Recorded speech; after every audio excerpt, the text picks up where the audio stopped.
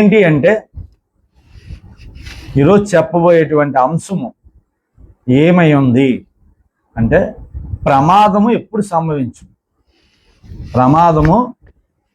ప్రమాదము ఎప్పుడు సంభవించును చెప్పండి.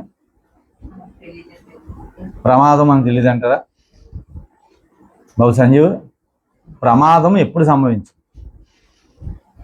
మనం ఎలా కూర్చున్నాం, ఇక్కడ కూర్చున్నాం, రెప్పపాటులో రావచ్చు. ప్రమాదం ఎప్పుడు సంభవించినంటే ఎక్కడ ఏ ప్రాంతం ఏది చూసినా ప్రమాదం సంభవించడానికి బలమైన మూల కారణం ఏంటంటే అజాగ్రత్త. ఏంటండి? అజాగ్రత్తగా ఉండునప్పుడే ప్రమాదం జన్మపెడతారు. ఏంటి అజాగ్రత్త? మనుషులకి ఎక్కడొచ్చింది అజాగ్రత్త? ఎక్కడ కలిగింది? రోడ్డు మీద వెళ్తున్నప్పుడు అజాగ్రత్తగా ఉంటే ప్రమాదం జరుగుతుంది. ఇంట్లో ఉన్నప్పుడు మనము వేసే అడుగులు అజాగ్రత్తగా వేస్తే కింద పడిపోతాం, అవునా కదా? ఎలక్ట్రికల్ పని చేసేవాడు అజాగ్రత్తగా ఉండి ఆ టెస్ట్ ఉపయోగించకుండా కరెంట్ ఉందా లేదని చూసేటనుకోండి, ఏమైపోతుంది? ప్రమాదం సంభవించే అవకాశం ఉంది. ఇలాగా ఏది చూసినా దేనికైనా సరే అజాగ్రత్త. క్రైస్తవ జీవితంలోకి రక్షించబడిన నీవు కానీ నేను కానీ మరి ఎవరైనా అజాగ్రత్తగా ఉంటే మనం ఏమైపోతామండి? ప్రమాదానికి గురయ్యే ఛాన్సెస్ ఉన్నాయి. ప్రమాదానికి గురయ్యే ఛాన్సెస్ ఎందుకు ఇంత ఎక్కువగా ఉన్నాయంటే సత్యవాక్యమును విన్నట్లుగానే ఉన్నాము, వింటూ ఉన్నాము, కానీ ఆచరణలోకి తీసుకొచ్చేటప్పటికి పాటించే విధానంలో తీసుకొచ్చే విధానంలోకి మనం ఏం చేస్తున్నాం?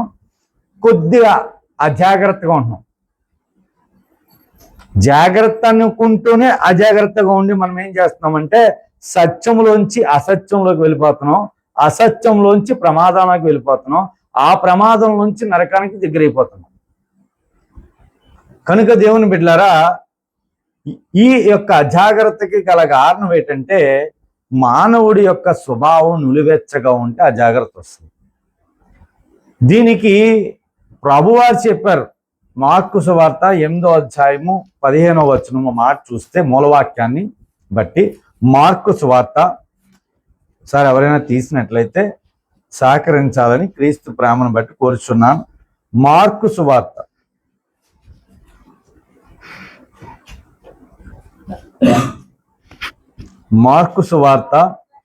8వ అధ్యాయము 15వ వచనం.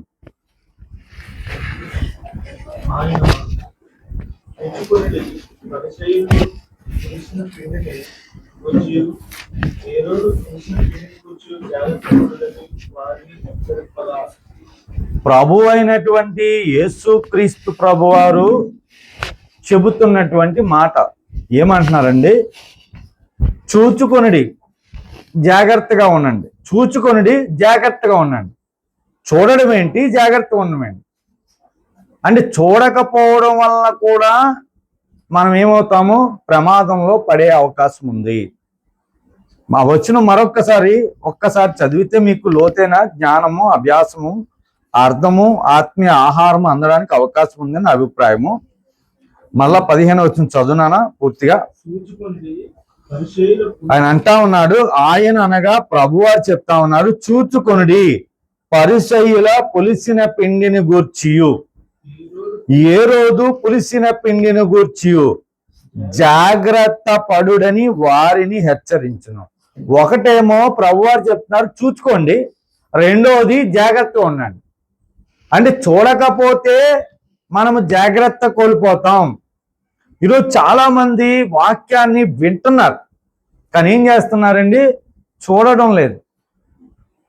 వాక్యాన్ని వింటున్నారు, చూడట్లేదు సరికదా. ఇంటికి వెళ్ళాక అందులో ఉన్న వాక్యము అలాగే ఉన్నదా? ప్రభువారు మాట్లాడుతూ ఉన్న మాట ఇది. స్వయంగా ప్రభువారే చెప్పారు, చూచుకొనుడి పరిసయ్యులు పులిసిన పిండిని గూర్చి, ఏ రోజు పులిసిన పిండిని గూర్చి జాగ్రత్త పడుడని వారిని హెచ్చరించును. కనుక దేవుని బిడ్డలారా, ప్రమాదం ఎప్పుడు సంభవించినండి? అజాగ్రత్తగా ఉన్నప్పుడు. సృష్టిలో ఇప్పుడు చూడండి, వర్షాకాలం వస్తుంది, పెద్దవారు ఏమంటారు? బయటికి వెళ్ళొద్దు అంటారు. తడిచిపోతాడనా? కాదు, ఏముంటాయంటే కింద పడిపోతాడు, అది ఒక ఎత్తు. వర్షాకాల సమయంలో పిడుగులు పడతాయి. ఏం పడతాయండి? పిడుగులు పడతాయి. ఆ పిడుగులు నువ్వు ఇక్కడే పడతాయని చెప్పబోయి ఎక్కడ పడతాయో వాడికి తెలీదు, వచ్చి పడిపోతాయి. కొంత దగ్గరగా అందుబాటులో ఉంటే ఉపయోగం కలుగుతుందని పెద్దవారు ఏమంటారు? వర్షాకాలం బయటికి వెళ్ళొద్దంటారు. నిన్న మొన్న పిల్లలు ఆడుకుంటూ ఉన్నారండి, ఒక చిన్న కోనేటి దగ్గర. పిల్లలకి ఉంటాయి కదా, పార్కుల్లో ఉంటాయి కదా నీటి ఆడుకుంటే చాలా మంది ఆడుకుంటున్నారు. పిడిగి వచ్చి ఎక్కడ పడింది తెలుసండి? కరెక్ట్గా నీటిలో పడిందండి. పిడిగి వచ్చి డైరెక్ట్గా ఆ యొక్క వీడియో చూస్తే ఒక్కసారిగా అది అప్పుడుదా చూసి అది పడేటప్పటికి ఒక్కసారి ఒక భయం కలిగినట్టుగా అనిపించింది. అంటే ఆ పిడిగి ఎలా ఉండదు చూడండి. కొన్ని సంవత్సరాలు, కొన్ని నెలల్లో నాకు జ్ఞాపకం లేదు, రామచంద్రాపురంలో వ్యవసాయ పనులన్నీ ముగించుకొని, మొత్తం అతనికి 4-5 ట్రాక్టర్లు అవి ఉన్నాయి, పాపం పెద్ద రైతే, అన్నీ ముగించేసుకున్నాడు, అయిపోయింది. వర్షం పడుతుంది, ఇంటికి వచ్చేసాడు. ట్రాక్టర్ పెట్టాడు. ట్రాక్టర్ పెట్టి ఒక్క 4 అడుగులు వేసేటప్పటికి కరెక్ట్గా చెట్టు మీద పడింది. ఆ చెట్టు కింద ఉన్నాడు అతను, స్పాట్లో చనిపోయాడు. ప్రమాదము అజాగ్రత్త వలన. చాలా మంది చెప్తారు, పిడుగులు పడినప్పుడు ఎక్కడికి వెళ్ళొద్దు అంటారండి? చెట్టు కిందకి వెళ్ళొద్దు అంటారు. చెట్టుకు ఉండే లక్షణం ఏంటంటే పిడుగుని ఆకర్షిస్తుంది అంటారు. చెట్టు క్రిందికి వెళ్ళొద్దు అంటారు. మరి ముఖ్యంగా తాడి చెట్ల దగ్గరికి ఎక్కువ వెళ్ళొద్దు అంటారు. ఎందుకని అంటే తాడి చెట్టు ఎత్తుగా ఉంటుంది కనుక త్వరగా దాని దగ్గర రావడానికి అవకాశం ఉంటుందని సైన్స్ చెప్తా ఉంటారు. కానీ ప్రియమైన దేవుని బిడ్డలారా, ప్రమాదము సంభవించడానికి బలమైన కారణము అజాగ్రత్త, చూచుకోకపోవడం. కనుక దేవుని బిడ్డలారా, ఎందుకు ఈ పులిసిన పిండి గురించి చెబుతూ ప్రభువారు ఇద్దరిని ప్రస్తావించారు. అందులో ఒకరు ఎవరటండి? పరిసయ్యులు. ఒకరు ఎవరు? పరిసయ్యులు. రెండోది ఎవరు? హేరోదు. ఈ పరిసయ్యులకు ఉండేటువంటి గుణము ఏమిటి అని మనం క్షుణ్ణంగా పరిశీలన చేస్తే, పరిసయ్యులు ఎక్కడి నుంచి వచ్చారని మన అభ్యాసం ఒకసారి చూసినట్లయితే, పరిసయ్యులు యూదుల తెగలో ఒక ప్రత్యేకమైన తెగవారు. యూదుల తెగలో ఒక ప్రత్యేకమైన తెగవారు.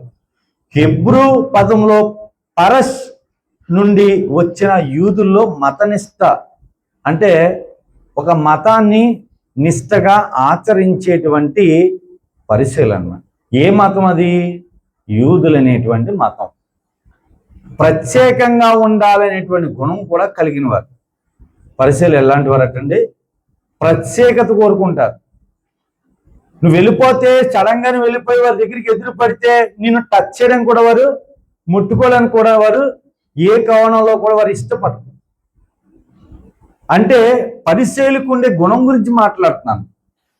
యేసుక్రీస్తు ప్రభువారు ఆ రోజు ఒక విషయాన్ని చెప్పారు శిష్యులకి.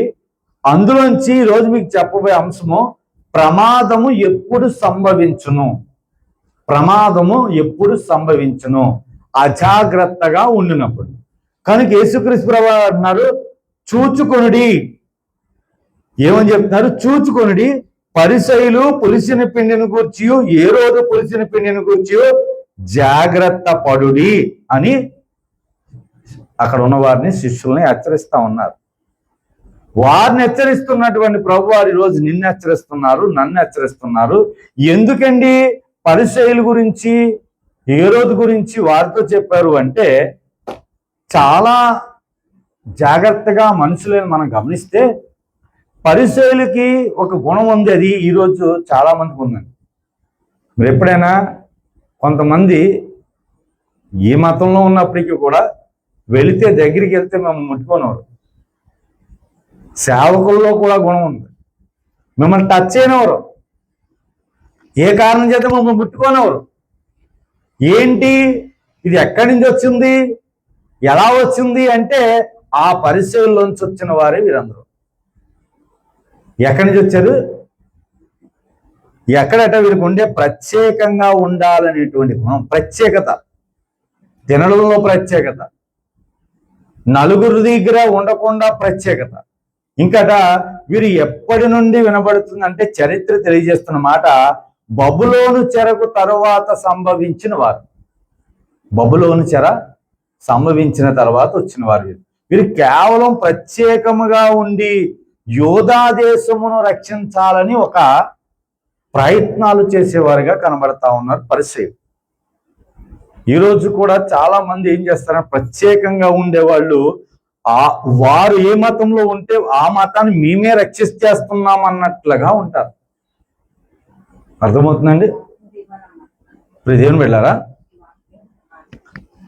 ఈ యొక్క పరిశీలి యొక్క గుణము నేటి క్రైస్తవుల్లో సేవకుల్లో కూడా ఉంది. ఏం చేస్తూ ఉంటారంటే మేము చెప్పినదే వేదం అన్నట్లుగా, మేము ఆచరణలో అంటే వాక్యాన్ని చెబుతూనే వారికి అనుకూలంగా మలుచుకునే గుణం. ప్రభువారు ఏమన్నారు? చూచుకొనుడి. చూచుకొనగలరు ఏం చెప్తున్నారు? పులిసిన పిండి గురించి జాగ్రత్త పడుడి. మీరు ఒకవేళ జాగ్రత్తగా లేకపోతే పడిపోతారు. దేనిలో పడిపోతారు? భక్తి నుంచి భక్తిహీనులు అయిపోతారు, పరిశుద్ధతలోంచి అపవిత్రత స్థితికి జారిపోతారు, బలమైన స్థితిలోంచి ప్రార్థనా జీవితంలోంచి నెమ్మదిగా నెమ్మదిగా నెమ్మదిగా నీరు గారిపోతారు. కొద్ది రోజులకి ప్రార్థన ఉండదు, వాక్యం ఉండదు. అది మీరైనా నేనైనా ఏం చేస్తాం? ప్రభువుని నమ్ముకున్నామంటే నమ్ముకున్నాం, బాప్తిజం తీసుకున్నామంటే తీసుకున్నాం, రక్షించబడ్డామంటే రక్షించబడ్డాం, ప్రభు బలలో పాలు భాగస్తులు అవుతున్నాడు అవుతున్నాం, అంతే. ఎవరైనా మనల్ని ప్రశ్నిస్తే, ఎవరైనా మీరు ఎందుకు ఇలాగా దేవుని ప్రభువులోకి వచ్చారని మనం ప్రశ్నిస్తే క్రియలు చూపించలేం, మాటల్లో కనబరచలేం. ఏ రకంగా చూసినా క్రీస్తుని ఆయన యొక్క గుణగణాలను మనము ఎదురువారికి చూపించలేం. అందుకని చెప్తా ఉన్నారు ప్రభు వారు ఏమని? జాగ్రత్త పడి. ఎవరటని వీళ్ళు ఇద్దరు కనబడతా ఉన్నారు. ఎవరు? ఒకటి హేరోదు, రెండవది పరిసయ్యులు. అయితే ఈ పరిసయ్యుల గురించి మీకు చెబుతున్నటువంటి పరిస్థితిలో క్రీస్తు శకం 2వ శతాబ్దంలో అంతియొక్క రాజులు యూదుల ఆచారమును మార్చి వాటికి ప్రతిగా గ్రీక్కి వారు వాడుకలను వ్యాపింపజేయచ్చు ఉండగా ఈ పరిసయ్యులనే వారు తమ తమ ఆచారముల యందు మరింత నిష్ఠాపరులై ఉండిరి. చాలా మంది సేవకులు కూడా ఇలా ఉంటారు, మంచిది. కానీ ఆ నిష్ఠ వారి యొక్క క్రియల్లో చూపించాలి. కానీ పరిసయ్యులు కూడా ఏం చేసేవారండి? నిష్ఠగా ఉండేవారు, కానీ ఏ రకంగా కూడా పులిసిన పిండిగా ఉన్నారు అనేది యేసుక్రీస్తు ప్రభువారు చెప్తున్నమాట. పులిసిన పిండి అంటే ఏంటి? అసలు పులిసిన పిండి అనేది మీకు అర్థం అవ్వాలి. పులిసిన పిండి అంటే ఏంటంటే పొంగ చేసే పదార్థం. పులిసిన పిండికి ఏంటి? మీరు ఎప్పుడైనా సరే ఒక ఇడ్లీ పాత్ర తీసుకోండి, రుబ్బు వేసేసి అందులో రవ్వ వేసేసి నిండా వరకు వేసాక పొద్దున్న మీరు వచ్చి చూడండి, ఏమవుతుంది?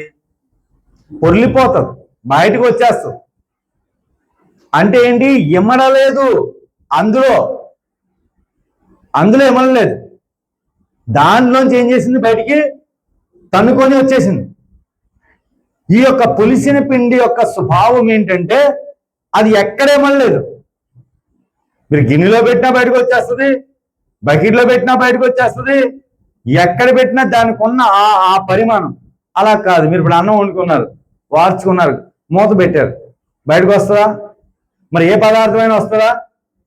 అంటే పులిసిన పిండికి ఉండే గుణం ఏంటంటే అందులోంచి బయటకు వచ్చేస్తుంది. నేటి క్రైస్తవము కూడా పులిసిన పిండిగా మారిపోయింది.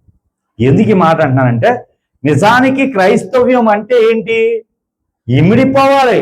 దేవునిలో, ప్రభువులో, వాక్యంలో, ప్రార్థనలో, సంఘములో, సేవలో, ప్రతి దానిలో ఏమైపోవాలి? ఇమిడిపోవాలి. ఆ ఇమిడిపోయే గుణం నుంచి ఏం చేస్తున్నారు వీళ్ళు? బయటకు వచ్చేసారు.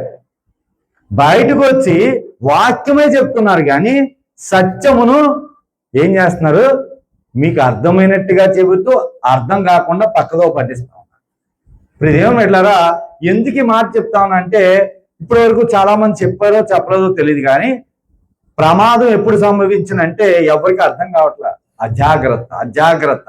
ఏంటి అజాగ్రత్త అంటే నువ్వు ఉన్న వాక్యము తగినట్లుగా నువ్వు జీవించు. ఆ జీవితం ఉన్నదా లేదని ఎవరు చెప్పరు, నేనే చూసుకోవాలి.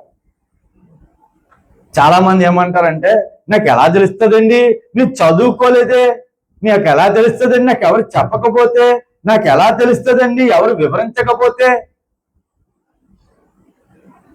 సరే, ఎవరో ఒక అతను తెచ్చి మీకు ఒక 1000 రూపాయలు ఇచ్చారు, అది 1000 రూపాయలు అన్నారు. మీరు ఏం చేస్తారు? 1000కి 100 కాగితాలు 10 ఉంటాయి, లెవెల్ 10 సార్లు ఎక్కెడతాం. ఎవరు చెప్పారు? లోపల మనసు ఏం చెప్తోంది? చూచుకో, సరిగ్గా ఉన్నాయో లేవో, వాళ్ళు ఇచ్చింది కరెక్టో కాదు మనసు చెప్తుందా లేదా? లేదు బాబు, నువ్వు 1000 రూపాయలు ఇచ్చావులే, అది 100 కాదు ఇచ్చిన 1000 రూపాయలని జమ వేసుకుని లోపల పెట్టుకుంటామా? మనసు ఏం చెప్తుంది? చూచుకో, జాగ్రత్త. మళ్ళీ ఏం చేస్తాం? ఆ నోట్లకి ఏమైనా కన్నం ఉన్నాయా, చిరిగిపోయిందా, లేకపోతే కొత్త నోటా, పాత నోటా చూస్తున్నామా లేదా? ఎవరు నేర్పించారు ఇది? ఎవరైనా చెప్పారా మనకి వచ్చి? మేము ఎప్పుడైనా డబ్బులు తీసుకున్నప్పుడు ఇలాగే చూసుకోవాలి, లేకపోతే లెక్కెట్టుకోవాలి, మనం ఎక్కడ నేర్చుకున్నాం? మన మనసు చెప్పింది.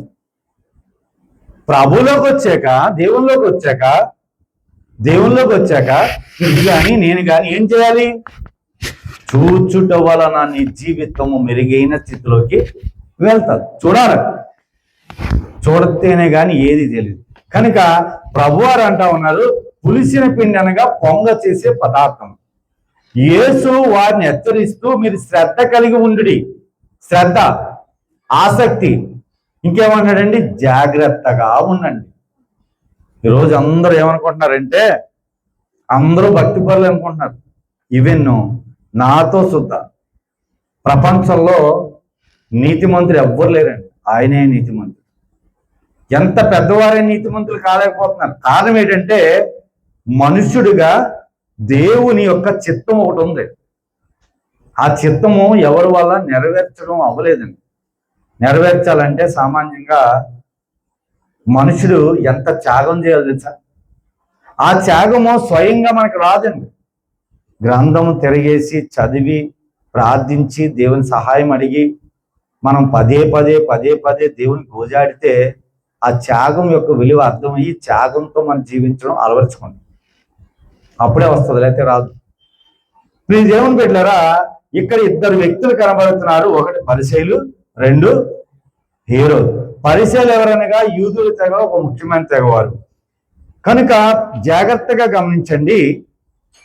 వీళ్ళు కేవలం మతాన్ని బట్టి, ఆ మతంలో ఉండి, క్రైస్తవ అనేటువంటి ఆ దేవుని యొక్క మతంలో ఉండి ఏదో చేసేస్తున్నాం అన్నట్లుగా ఉండి చివరికి ఏం చేస్తున్నారంటే వారు త్రోవ తప్పిపోయి మిగిలిన వారు కూడా త్రోవ తప్పించేవారుగా ఉన్నారు. ఆ రోజు యోధ మత పెద్దలు. ఎవరండి వీరు? యోధ మత పెద్దలు. పరిసయ్యుల యొక్క బోధ మరియు గుణములు యొక్క సారాంశము యొక్క లక్షణములు మిగులు అభిమానము గలవారైనట్లుగా వారిని చూపిస్తూ ఉండేవారు. మరి ఇప్పుడు ఉందంటారు లేదంటారు? అంటే ఏంటి? సేవకుడే మెయిన్. సేవకుని చూసి సంఘాలు స్థాపించబడుతున్నాయి. క్రీస్తును చూసి సంఘం స్థాపించబడాలి. సేవకుడు చెప్పే వాక్యానికి అట్రాక్ట్ అయ్యి, వాక్యము ఎవరు చెప్పినా మీరేం చేయాలి? వినాలి. వాక్యం ఎవరిది? దేవుడిది. వాక్యం ఎవరిది? ప్రభువుది. వాక్యం ఎవరిది? పరలోకమందు ఉన్నటువంటి సర్వోన్నతునిది.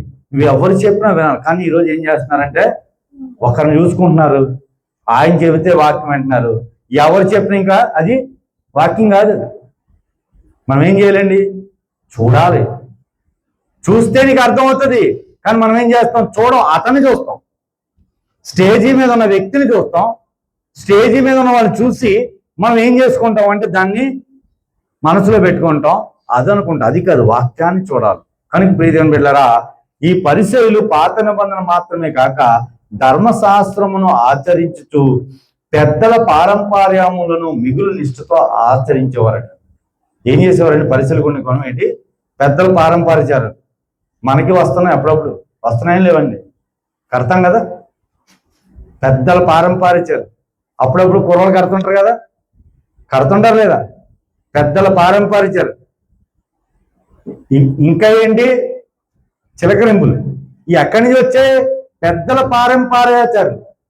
ఈ ఎక్కడ అంటే ధర్మశాస్త్రాన్ని ఆచరిస్తూనే మీరు ఏం చేసేవారు, ఎవరో పెద్దోళ్ళు చెప్తారు ఏమని, నువ్వు తిన్నగా వెళ్ళరా, ఏ పక్కకి, తూర్పున వైపు ఉన్నవే చూడు. మరి ఇక్కడ ఇన్ని స్థలాలు ఉన్నాయి, పడమరపై స్థలాలు ఏమైపోతున్నాయండి కొంటున్నారా, తూర్పు స్థలాలు కావాలి. అంటే ఏంటి ఆచారాలు, ఎక్కడి నుంచి వచ్చింది ఇది, ఎవరు చెప్పారు, ఎలా వచ్చింది అంటే పెద్దల పారంపర్యాచారం. ఇవి పరిచయాలు ఏం చేసేవారంటే నిష్టగా పాటించేవారు. ఆ పాటించిన ఏం చేసేవారు, దాన్ని ఎక్కడ తీసుకొచ్చారటండి, మందిరాల్లో తీసుకొచ్చారు. ఈరోజు సేవకులు కూడా చాలా మంది అవే చేస్తా ఉన్నారు. మరి ఈ మాట నేను అనొచ్చు అనకూడదు, కానీ కొంతమంది గృహప్రవేశం చేసినట్టు పాలు పొంగిస్తారు. ఎక్కడుంది ఇది, ఎక్కడుంది, పొంగిచ్చేద్దా నేను అన్నం, పొంగించుకోండి, కానీ ఎక్కడుంది, గ్రంథంలో ఎక్కడైనా ఉందా, మరి ఎక్కడి నుంచి వచ్చింది, ఎవరు చెప్పారు, మన పెద్దవారు పాలు పొంగితే మంచిది అని, అంతేనండి, అదేనా, పెద్దలు చెప్పారు కానీ మనం ఏం చేస్తున్నాం. కానీ ఇవేమైపోతున్నాయి, రాను రాను రాను రాను రాను సంఘములోకి చొరబడుతున్నాయి.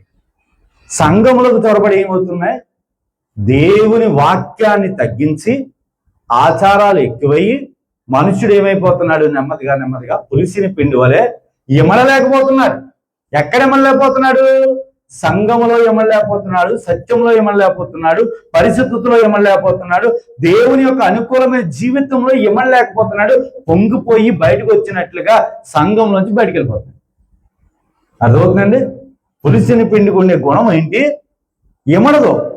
మీరు ఎప్పుడన్నా మీ ఇడ్లీ పాత్రలు పెట్టి చూడండి, కావాలంటే అర్థమవుతుంది.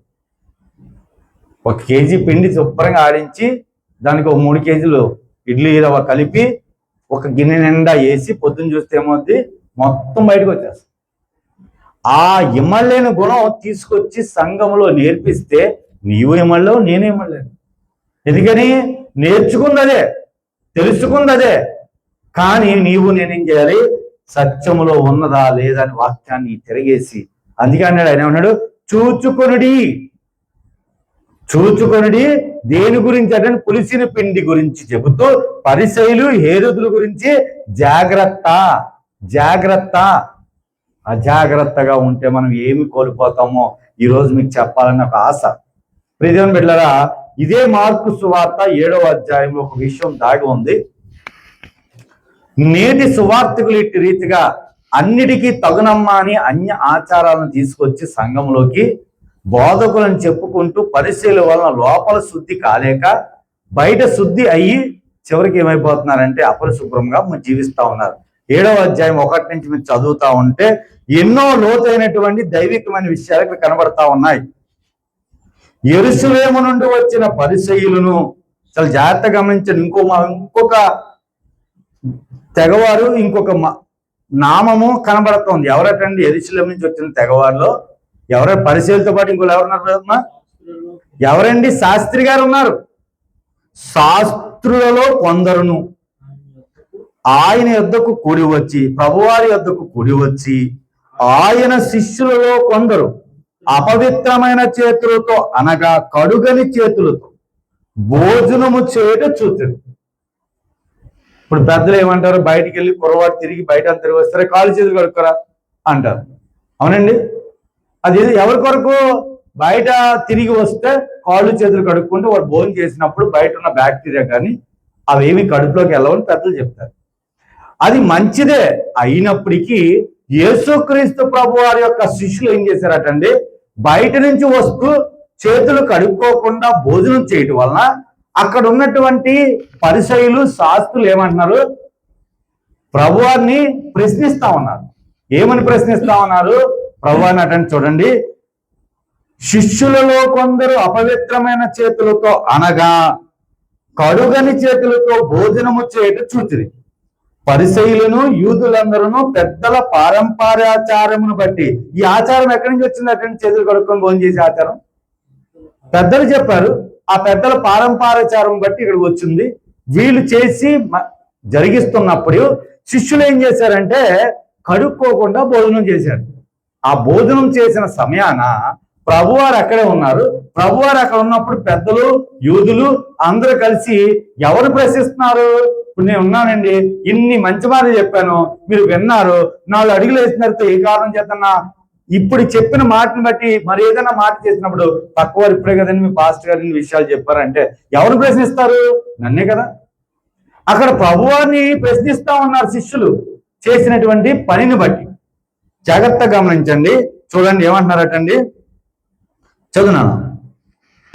పరిసయ్యులను యూదులందరూ పెద్దల పరంపర ఆచారం బట్టి చేతులు కడుక్కుంటేనే గాని భోజనం చేయరు, మరియు వారు సంత నుండి వచ్చినప్పుడు నీళ్లు చల్లుకుంటేనే గాని భోజనం చేయరు. వీళ్ళకి ఒక ఆచారం ఉందండి, ఈ పెద్దల పారంపరాచారం ఏంటట? సంతల్లోకి, ఇప్పుడు అంటే సంతలు ఉన్నాయో లేదో తెలియదు కానీ పూర్వం జనాల్లో సంతలు ఉండి వారానికి ఒకసారి వెళ్ళేవారు, నెలకోసారి వెళ్ళేవారు, వారికి కావాల్సినవన్నీ తెచ్చుకునేవారు. సంతలోకి వెళ్ళి వచ్చిన తర్వాత ఏం చేసేవారు? లోపల రావాలంటే ఏ నీళ్ళు చల్లుకునేవారు? ఏ నీళ్ళండి? కాళ్ళు చేతులు కడుక్కునేవారు, పసుపు నీళ్ళు చల్లుకునేవారు.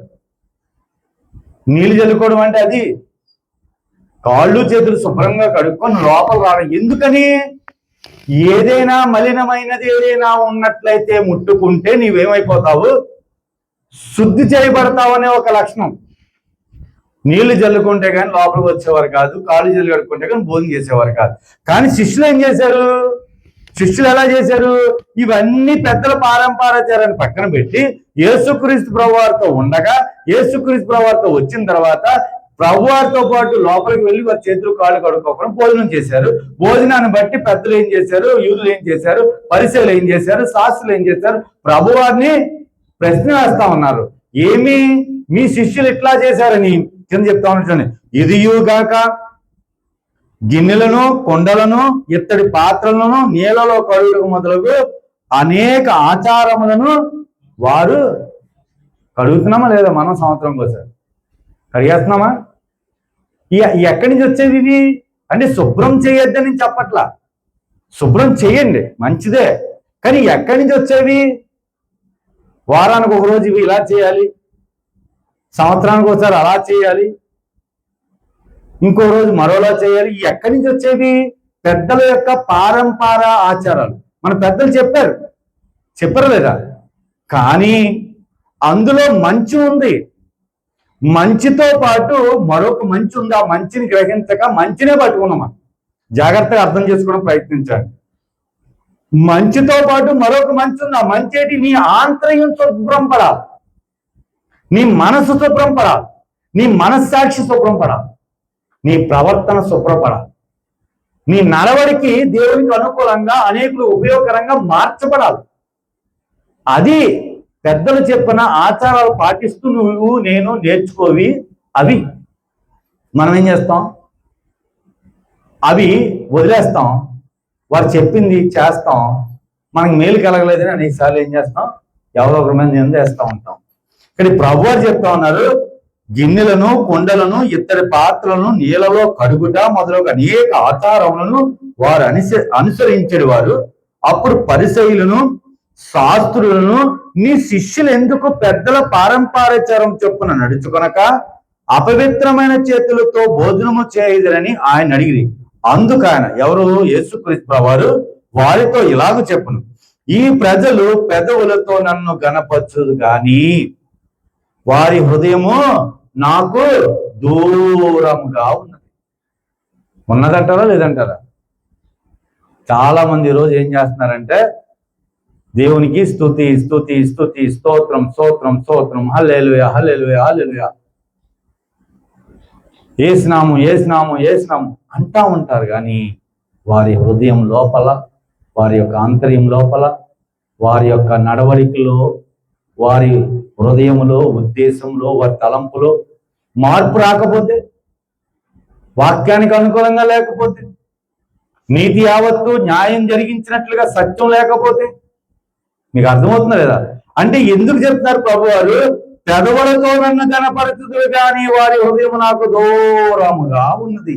వారు మానవులు కల్పించిన పద్ధతులు దేవోపదేశములని బోధించుచు నన్ను నన్ను వ్యర్థముగా ఆరాధించుతున్నారు.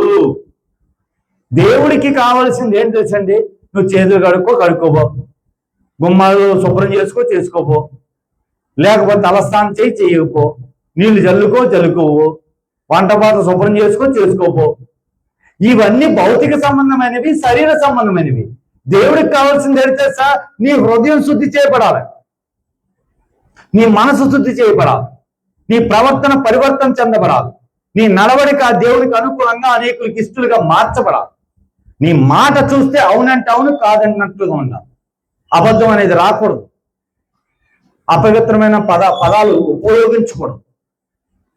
అది కదా ప్రభు వారు కోరుకునేది. వీళ్ళేం చేస్తున్నారు? చేతులు కడుక్కోలేదని సరిగ్గా భోజనం చేసేటప్పుడు ఆయన ఏం చేస్తున్నారు? కార్నర్ చేస్తున్నారు.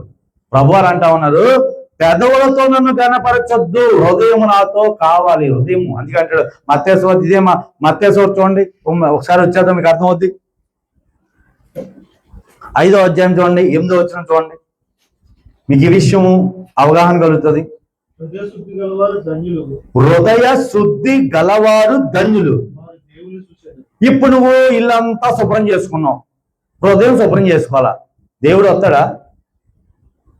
కొత్త బట్టలు వేసుకున్నావు, లోపల నల్లమట్టి ఉంది, నల్ల స్వభావం ఉంది, నల్ల గుణం ఉంది, నలుగురికి ఉపయోగపడతాం, దేవుని చూస్తావా?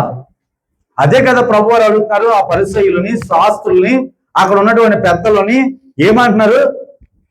చాలా చాలా జాగ్రత్తగా చెప్తున్నారు. ఏమి? పెదవులతో కాదు, నాకు కావాల్సింది హృదయం.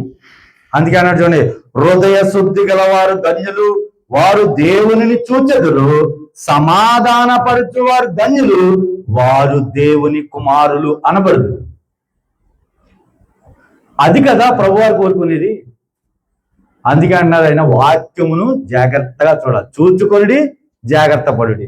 పులిసిన పిండి గురించి మాట్లాడుతూ పరిసయ్యుల గుణాన్ని చూపిస్తూ నేటి క్రైస్తవంలో సేవకుల యొక్క లక్షణాన్ని నీవు నేను అర్థం చేసుకుంటే పులిసిన పిండి వలె ఉన్నారు. మీకు ఒక విషయం చెప్తా ఉన్నాను. రేపు 3వ తారీఖు నాడు ఇక్కడ కార్యక్రమం చేస్తా ఉన్నాం. కనీసం కొద్ది మందిని పిలుస్తా ఉన్నాను. ఏంటి ఆ కార్యక్రమం అంటే, మనమందరము ఒకే ప్రేమ, ఒకే విశ్వాసము, ఒకే కుటుంబము. ఎందుకు ఈ యొక్క ఆలోచన కలిగింది అంటే, నేను కొన్ని సేవకులతో కలిసి జర్నీ చేసినప్పుడు వారు స్వభావం నాకు పరిశీలి గుణాలు కనబడ్డాయి. పరిశీలి ఎట్లా ఉన్నారో ఆ రోజు మతనిష్ట ఉంది, మంచిదే. ఆచారాలు తీసుకొచ్చి సంఘాల్లో పెడతా ఉన్నారు. ఏంటండి ఆచారాలు అంటే, మీకు ప్రత్యేకంగా చెప్పక్కల, వారి యొక్క మాటలో కనబడిపోతుంది,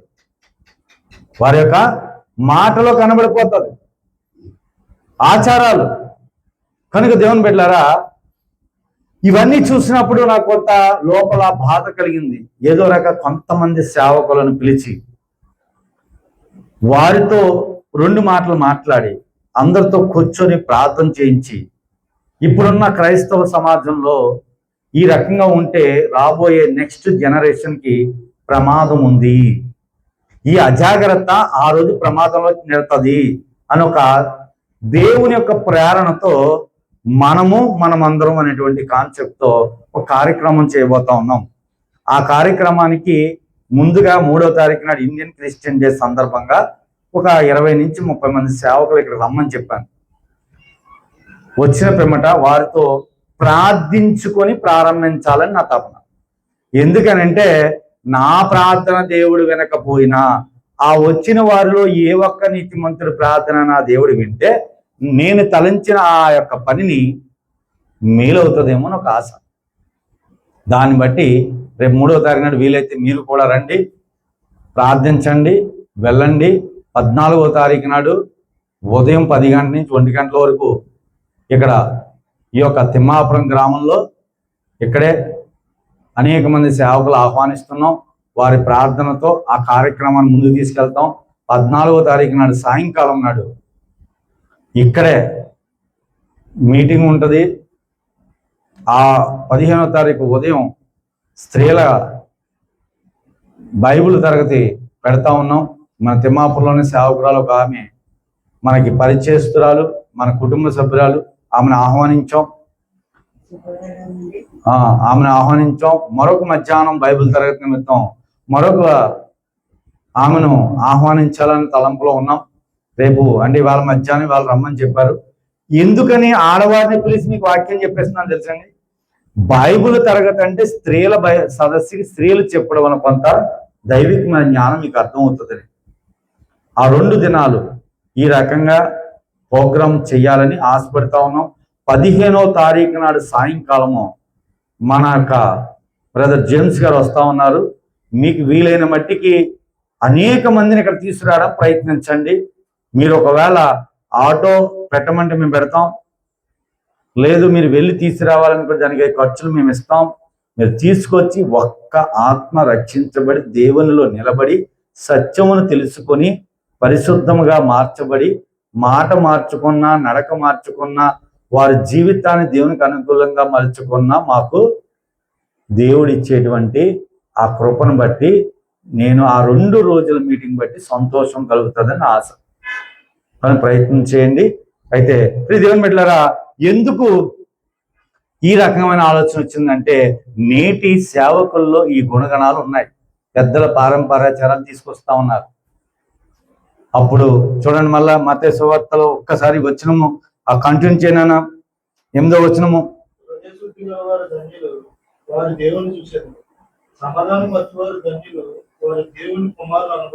అలాగే మార్కు సువార్త 7వ అధ్యాయం 8వ వచనం కూడా చూడండి. ప్రియమిత్రులారా, మార్కు సువార్త 7వ వచనం 8వ వచనం. ఇక్కడ ఏం చేస్తున్నారటండి, మానవులు కల్పించిన పద్ధతులు దేవోపదేశములని బోధించుచు నన్ను వ్యర్థముగా ఆరాధించుదురు, కింద చెప్తున్నారు కంటిన్యూషన్ అని వ్రాయబడినట్లు వేషధారులైన మిమ్మును గూర్చి. ఏముందటండి భక్తిలో? వేషధారణ ఉంది. పరిసయ్యులు, శాస్త్రులు, ఆ యొక్క యోధ మత పెద్దలు వీరేం చేస్తున్నారు? ప్రభువారిని స్తుతిస్తున్నారు, కానీ వేషధారణ ఉన్నది. వేషధారణతో ఆచరిస్తూ ఏం చెప్తారు 8వ వచనంలో? మీరు దేవుని ఆజ్ఞను విడిచిపెట్టి.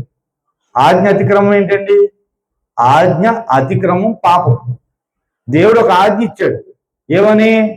నీవు హృదయాన్ని శుద్ధి చేసుకో, మనస్సాక్షి పవిత్రపరచుకో, నడవడికను మార్చుకో, మాటను మార్చుకో, ఉన్న దాంట్లో తృప్తిగా ఉండు. కష్టం వచ్చినా, నష్టం వచ్చినా, బాధ వచ్చినా, దుఃఖం వచ్చినా, అనారోగ్యం వచ్చినా, ఆనందం ఉన్నా, సంతోషం ఉన్నా, బంధువులు ఉన్నా లేకున్నా, నువ్వు ఒంటరిగా ఉన్నా దేవుని మాత్రం విడిచిపెట్టకు. ఇది కదా ఆజ్ఞ. ఏ ఆజ్ఞ అయితే దేవుడు ఇచ్చాడో ఆజ్ఞను విడిచిట వల్ల నీవేం చేస్తున్నావు? పాపం చేస్తున్నావు. ఆజ్ఞ అతిక్రమమే పాపం. ఏమంటున్నాడండి? మీరు దేవుని ఆజ్ఞ విడిచిపెట్టి మనుషుల పారంపర్యాచారమును గైకొంచున్నారు, మరియు ఆయన అంటే ప్రభు, మీరు మీ పారంపర్యాచారము గైకొనుటకు దేవుని ఆజ్ఞను బొత్తిగా నిరాకరించుదురు. ఏంటి?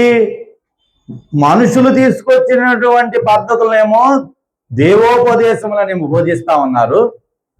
దేవుడు వాక్యంలో పొందుపరిచినటువంటి, గ్రంథంలో పొందుపరిచినటువంటి మాటలు మాత్రం ఏం చేస్తున్నారటండి? పూర్తిగా బొత్తిగా అజాగ్రత్తగా ఆచరిస్తూ ప్రమాదంలోకి నెట్టబడతా ఉన్నారు. కనుక దేవుని బిడ్డ కింద కంటిన్యూ చేస్తా ఉన్నా చూడండి. 10వ వచనం. నీ తల్లిదండ్రులను కనపరచవలననియు తండ్రినైనా తల్లినైనను దూషించు వారికి మరణ శిక్ష విధింపవలననియు దేవుడు చెప్తా ఉన్నాడు, ప్రభు చెప్తా ఉన్నాడు. వాళ్ళు పరిసయ్యులకి, పెద్దలకి, అక్కడ ఉన్నటువంటి పులిసిన పిండి కలిగినటువంటి స్వభావం కలిగిన వారు చెప్తా ఉన్నారు. ఏమని?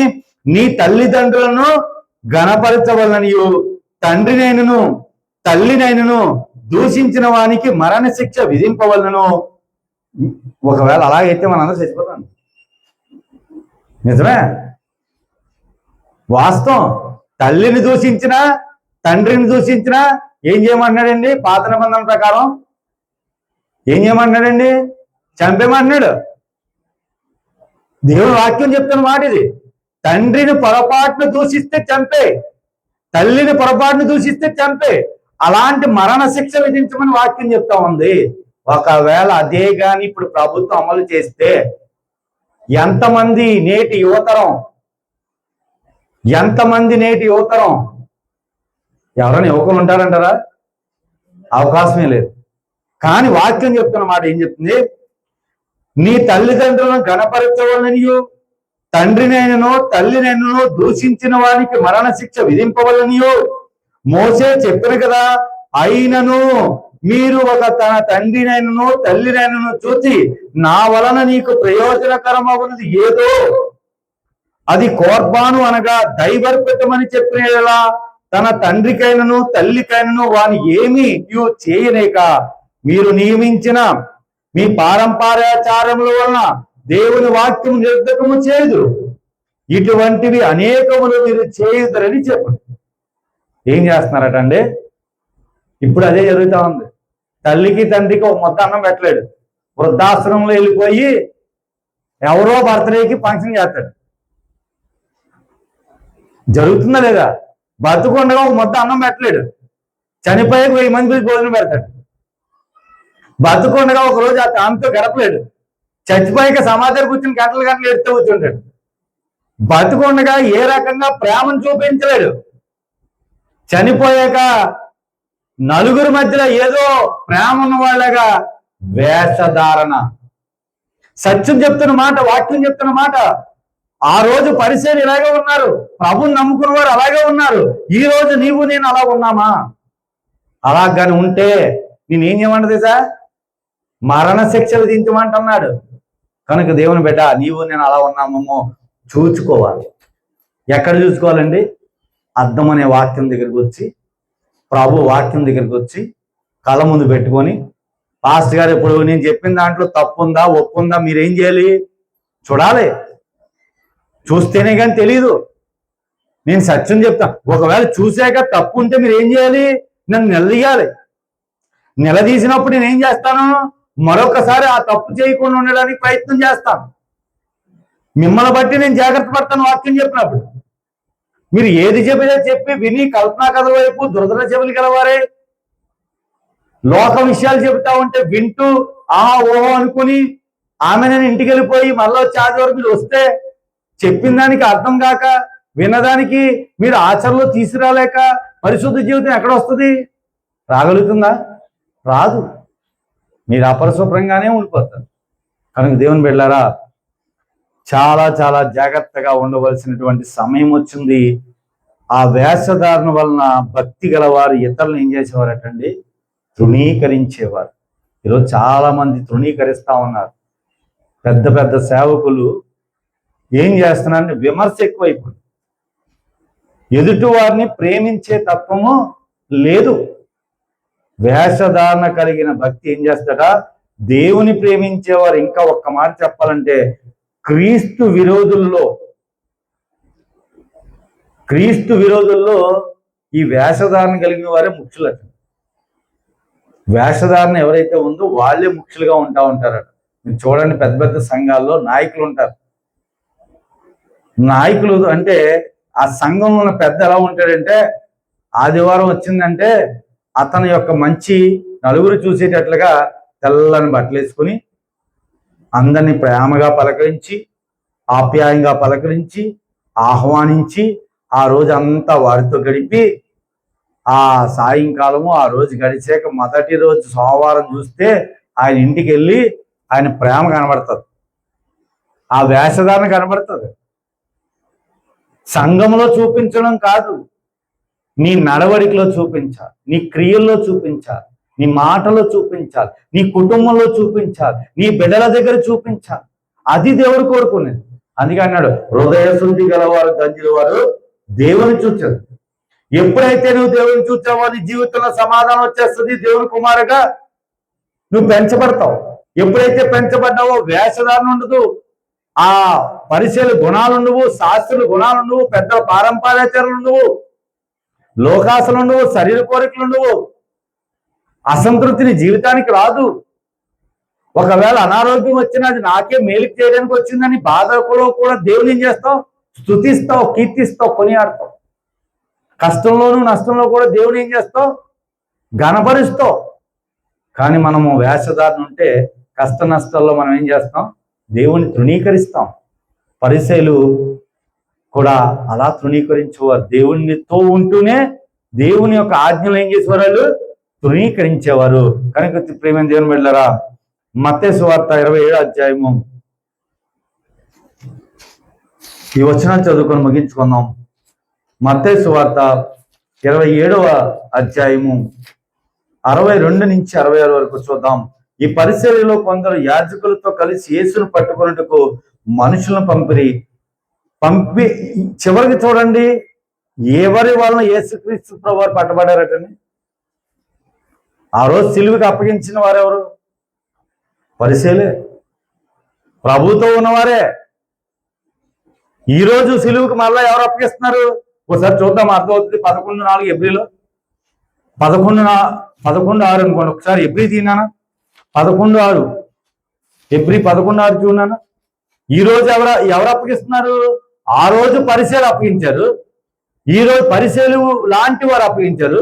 ఈ రోజు పరిసయ్యులు లాంటి గుణగణాలు ఉన్న వారు క్రీస్తుని మరలా సిలువకి అప్పగిస్తా ఉన్నారు. చూడండి ఎబ్రిల్ రాసిన పత్రిక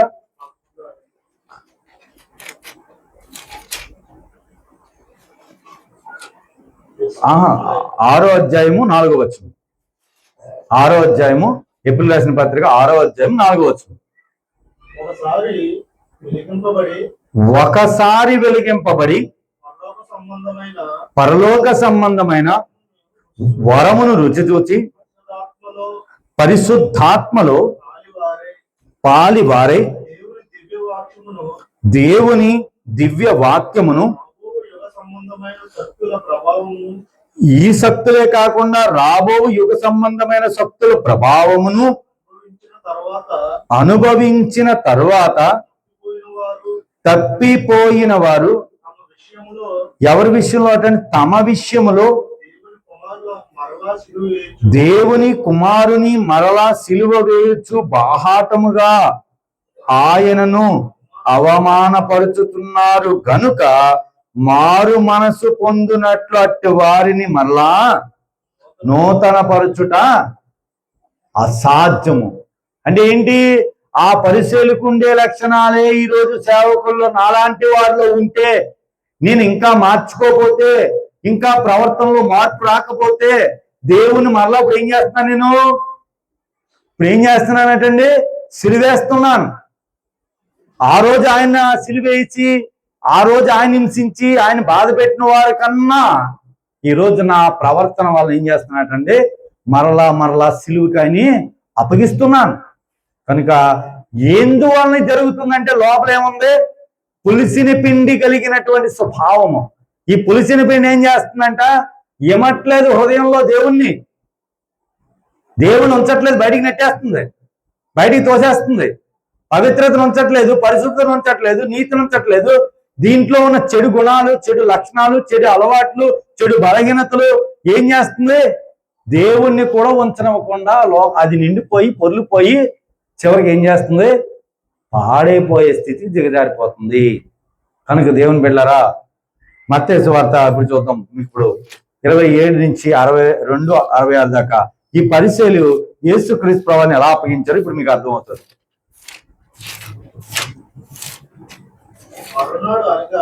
మరునాడు అనగా ఏ దినం అటండి? సిద్ధపరుచు దినమునకు ప్రధాన యాజకులను ఎవరటండి? ఎవరు అప్పగించారు? ఆ రోజు ప్రభువుతో పాటు ఉన్న వారిలో ప్రధాన యాజకులు పరిసయ్యులు పిలాతు నొద్దకు కూడి వచ్చి, అయ్యా ఏటండి యేసుక్రీస్తు ప్రభువారి గురించి సందర్భంలో మాట్లాడుతూ ఆయన ఏమన్నారంటే వంచకుడు అనేటువంటి సంబోధన చేస్తా ఉన్నారు. అంటే ఎలా ఉన్నారు చూడండి. చాలా ప్రమాదకరమైన పరిస్థితిలో ఉన్నాం నేటి క్రైస్తవం. ఎవరికి అర్థం కావట్లా. అజాగ్రత్తగా ఉన్నారా? వాక్యం వినట్లో అజాగ్రత్త, ప్రార్థన చేయట్లో అజాగ్రత్త, సహవాసంలో అజాగ్రత్త. 10 మందిని ప్రేమగా పలకరించే విధానంలో అజాగ్రత్త, నలుగురికి దేవుని వాక్యము తగినట్లుగా మీ క్రియలు కనబరచకపోవడం అజాగ్రత్త. ఈ అజాగ్రత్త వలన ఏమైపోతున్నారంటండి, మనము పాపానికి దాసులైపోయి రోగిష్ఠులైపోతున్నాం. ఆత్మరోగిష్ఠులు, శరీర రోగిష్ఠులం కాదండి. ఆత్మకు రోగాన్ని కుదుర్చుకుంటున్నాం. ఆత్మకు రోగం వస్తే ఎలా ఉండదు తెలుసా? నీకు నాకు కనబడదు. నోటితో 10 మందిని తిడతా కూర్చుంటావు, మోసం చేయడానికి అలవాటు పడిపోతావు, అన్యాయం చేయడానికి ఇష్టపడతావు, అక్రమార్జనకి అలవాటు పడిపోతావు, నలుగురిని దూషించడమే నీ పని. సమయానికి 24 గంటలండి దేవుడికి ఒక క్షణం కూడా ఇవ్వకుండా సినిమా అని, టీవీ అని, ఇంకా లోక ఇతర కార్యక్రమాలకి మనుషులుగా మనం ఏం చేస్తాం? సమయం దానికి ఇచ్చి దేవుడికి ఇవ్వక చివరికి భ్రష్టులుగా మిగిలిపోతాం, దుష్టుడు సహవాసం చేసి. చదువునాను. 3 దినములైన తర్వాత నేను 3వ దినం వరకు 3 దినములైన తర్వాత నేను లేచిదనని చెప్పినది నాకు జ్ఞాపకం ఉన్నది. యేసుక్రీస్తు ప్రభువారితో ఉన్న పరిశీలికి ప్రభువారు ఏం చెప్పారటండి? పునరుత్థానుడు నేనే సత్యము, నేనే జీవం, నేనే మార్గము. 3 దినములైన పిమ్మట నేను మరలా తిరిగి లేచేదనని విషయాన్ని పరిశీలు విన్న జ్ఞప్తికి తెచ్చుకొని ఏం చేస్తున్నారటండి? యాజకులు పరిసయ్యులు కలిసి అక్కడ ఉన్నటువంటి పిలాతు దగ్గరికి వెళ్ళి ఏమంటున్నారట? కాబట్టి 3వ దినం వరకు సమాధిని భద్రము చేయును ఆజ్ఞాపించుము. వాని శిష్యులు వచ్చి వారిని ఎత్తుకుని పోయి ఆయన మృతులలో నుండి లేచినని ప్రజలతో చెప్పుదురేమో. చూసారండి, అనుమానం, అపనమ్మకం. ప్రభుతో ఉన్న పరిచయంలో కొందరు ఏం చేస్తున్నారు? విన్నారు. ఏమిన్నారు? పునరుత్థానుడైన ఈ క్రీస్తుని నేనే తిరిగి లేస్తాను 3వ దినాన్ని విషయాన్ని విన్నారు. వినేసి ఇప్పుడు పిలాతుకి ఏం చెప్తున్నారు? ఆ సమాధిని ఏం చేయండి? భద్రం చేయండి. మనం కూడా చాలాసార్లు ప్రార్థన చేసి ఆమెను అంటాం, మరలా ఊరి చివరికి వెళ్ళి అదేదో కట్టించుకుంటాం. ఎందుకని? పక్కింటి వాడు చెప్పింది. ప్రభువుని అడిగాం, ప్రార్థన చేసుకున్నాం, శుద్ధీకరించబడిన జీవితాన్ని జీవించడానికి ఇష్టపడ్డాం. ఇప్పుడు ఎవరో పక్కవారు చెప్పిన విధానాన్ని బట్టి ఏం చేస్తాం? ఎక్కడికో వెళ్తాం.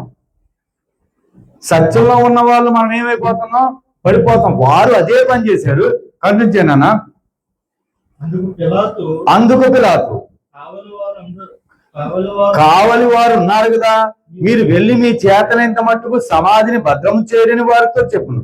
వారు వెళ్ళి కావలి వారిని కూడా ఉంచుకొని రాతికి ముద్ర వేసి సమాధిని భద్రము చేసెను. పరిశీలన ఏం చేయారంటే, విన్నారు, ఆయనతో ఉన్నారు, అన్ని చేశారు. ఆయన శిష్యులు ఉన్నప్పుడు చేతులు కడుక్కోకుండా భోజనం చేస్తే కార్నర్ చేశారు. పులిసిన పిండి కలిగిన స్వభావంతో ఏం చెప్పారు? మీ శిష్యులు చేతులు కడుక్కోకుండా భోజనం చేశారు. ఇలాగలాగా అన్న ఆయన ఉన్నప్పుడు చెప్పిన మాటను చెవిలో పెట్టుకున్నారు. ఆయన సిలువేసిన తర్వాత ఇప్పుడు ఏమంటున్నారు? అదే పరిచయులు శిష్యులు వచ్చి మళ్ళా ఆయన తీసుకెళ్ళిపోయి 3వ దినాలు లేచారని అంటారేమో. కనుక ఆయన భద్రం చేయండి. ఆయన అంటే మనము కూడా అలాగే ఉంటాం. ఒక్కోసారి నాకు అదే ఆశ్చర్యం వేస్తూ ఉంటుంది. మనుషుడు ఇంత బలహీనుడా అని, ఇంత రోగిష్ఠుడా, ఇంత క్రూరుడా, ఇంత పాప, ఎందుకు దేవుడు అంతగా ప్రేమిస్తున్నాడు? ఆయన యొక్క స్వరూపంలో నిన్ను నన్ను ఉంచాడు. ఆయన స్వరూపంలో ఉంచాడు. మన పోలిక చెప్పున ఏమన్నాడైనా? నరుని చేద్దుము. చేశాడా లేదా? ఏంటండి ఇదా ఆకారం? ఈ ఆకారమా? లేకపోతే మీ ఆకారమా? మరొకరి ఆకారం కాదు. ఆత్మా పూర్ణుడైన ఆత్మీయ దేవుని ఆత్మతోనూ సత్యముతోనూ హృదయాన్ని శుద్ధి చేసుకొని నీవు ఆరాధిస్తే ఆయన స్వరూపంలోకి మార్చబడతావు. ఆ రూపంలో ఉండాలని నిన్ను నన్ను ప్రేమించి భూలోకానికి మనుషుడిగా వచ్చి పాపాకృతిలో చనిపోయి క్రీస్తు మరలా తిరిగి లేస్తే విన్న నీవు నేను మరలా ఏం చేస్తున్నాం? అనుమానం. అన్నిటికీ అనుమానమే. డాక్టర్ గారు ఆపరేషన్ చేసి వచ్చి బయటకు వచ్చి పర్లేదమ్మా అంటే బతుకుతాడంటారా? అనుమానం. పాప ఆయన ఆపరేషన్ చేసి బయటకు వచ్చి పర్వాలేదని ఎందుకు చెప్తాడైనా? కొంత మొదట అక్కడ ఉన్న వారిని ధైర్యపరచడానికి, రెండవది మిమ్మల్ని ఓదార్చడానికి.